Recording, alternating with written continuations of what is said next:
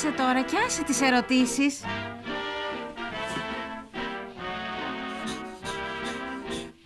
Μαμά, γιατί κουραζόμαστε?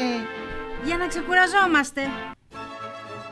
Μαμά, γιατί ήταν σπουδαίοι οι αρχαίοι Έλληνες? Κατιούλα μου, δεν βλέπεις ότι η μαμά δεν μπορεί? Ας την να ρωτάει η γιαγιά, έτσι μαθαίνουν τα παιδιά. Πλάκα μου κάνει.